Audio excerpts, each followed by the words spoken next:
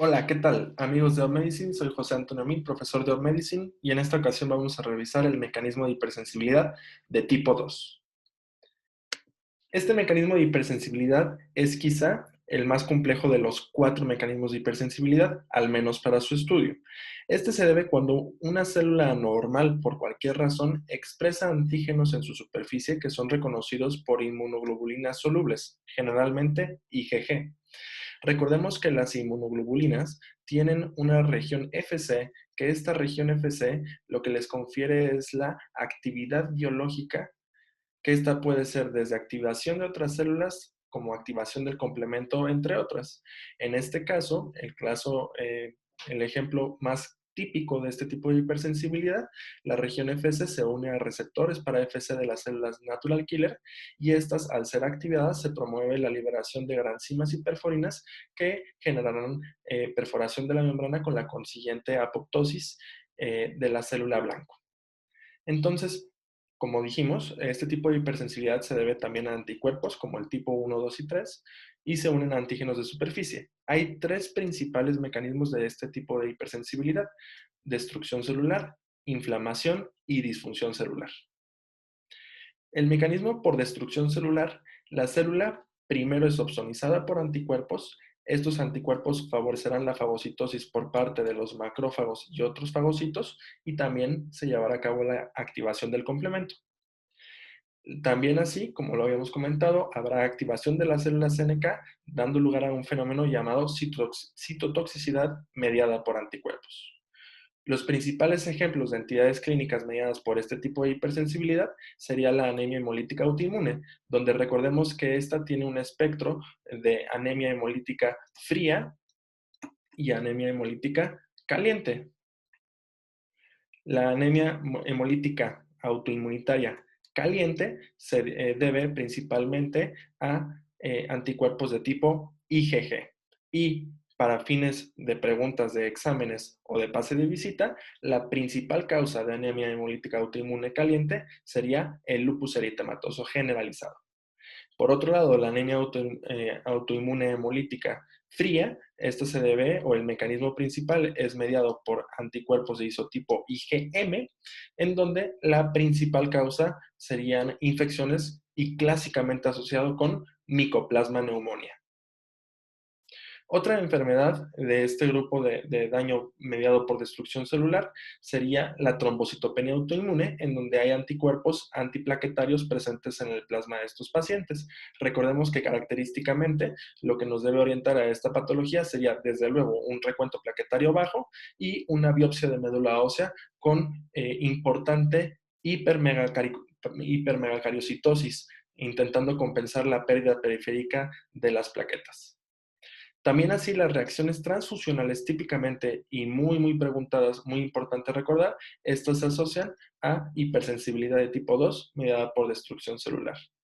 La enfermedad hemolítica del neonato sería otro ejemplo. Recordemos que la anemia hemolítica autoinmune es una anemia hemolítica que la podemos diagnosticar a través de la prueba de Coombs directa y es un buen momento para recordar cuáles son las diferencias entre la prueba de Coombs directa e indirecta.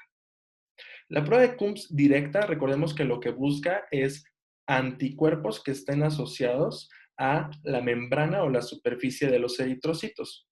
En cambio, la prueba de Coombs indirecta detecta la presencia de anticuerpos libres en el plasma que pueden tener la capacidad de unirse a eritrocitos del paciente. Entonces, tenemos la prueba de Coombs directa, que como habíamos comentado, lo que buscamos es anticuerpos unidos a la superficie de eritrocitos. El reactivo que le añadimos en esta prueba a la sangre del paciente sería globulina antihumana, que en caso de que encuentre estos anticuerpos unidos a la superficie de los eritrocitos, generará enlaces cruzados formando estos complejos que se llama se expresa en forma de aglutinación. Si no hay presencia de anticuerpos unidos a la superficie de los eritrocitos del paciente, no veremos aglutinación. Por otro lado, en el Coombs indirecto lo que estamos buscando son de forma soluble y libre, no unida a la superficie de los eritrocitos, la presencia de estos anticuerpos, por lo que tenemos que agregar sangre de un donador y la misma globulina antihumana. Al añadir sangre de algún donador, buscaremos si estos anticuerpos solubles del paciente se unen a los eritrocitos del donador y con la presencia del reactivo de Coombs, la globulina antihumana, veríamos, en caso de ser positivo, el mismo fenómeno de aglutinación. Pasando al siguiente mecanismo de hipersensibilidad de tipo 2, el mecanismo de tipo inflamatorio o por inflamación, se debe a una importante activación del sistema del complemento, mediada también por la región de la fracción cristalizable de los anticuerpos unidos a las células. Y los mejores ejemplos serían el síndrome de Good-Pasteur, en donde recordemos que en este síndrome se debe a anticuerpos antimembrana basal glomerular y que la principal característica clínica sería ver la presencia de hematuria más hemoptisis. También así la fiebre reumática, una condición asociada a infección por estreptococo beta hemolítico del grupo A, que después de mucho tiempo de evolución veríamos la presencia de estos granulomas, esta inflamación crónica en las válvulas de los pacientes, principalmente en la válvula mitral o característicamente en la válvula mitral, donde tenemos estos denominados cuerpos de Ashkoff y estos clásicos macrófagos gigantes con estos núcleos fusiformes que se tiñen muy bien de color azul, que también se le conocen como células de Anichkov. El rechazo al trasplante de forma hiperaguda, recordemos que en este caso se trata de la presencia de anticuerpos preformados, también es un clásico ejemplo de mecanismo inflamatorio dentro de la reacción de hipersensibilidad de tipo 2. Pasando al último mecanismo de hipersensibilidad de tipo 2 está el de disfunción celular, en donde se interrumpen los mecanismos de señalización celular downstream o río abajo. Entonces tenemos que todo aquello que esté mediado por anticuerpos o autoanticuerpos y tenga que ver con algún tipo de receptor, nos podrá condicionar este tipo de hipersensibilidad. Los ejemplos serían, por un lado, miastenia gravis, donde recordemos que en estos pacientes hay anticuerpos anti-receptor de acetilcolina y por lo tanto todas las actividades dependientes de este tipo de receptor se verán pausadas. En la enfermedad de Graves, en donde tenemos anticuerpos anti-TSH, o hormona estimulante de la tiroides, y por lo tanto no habrá unión de esta hormona a su receptor y por lo tanto nos condiciona toda la disfunción downstream al receptor de TSH.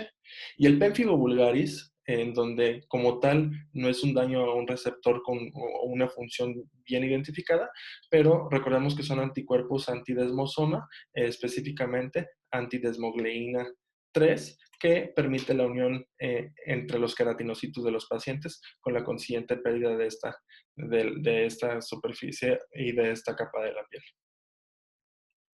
Espero que les haya sido de utilidad recordar el mecanismo de hipersensibilidad de tipo 2. Nos estamos viendo.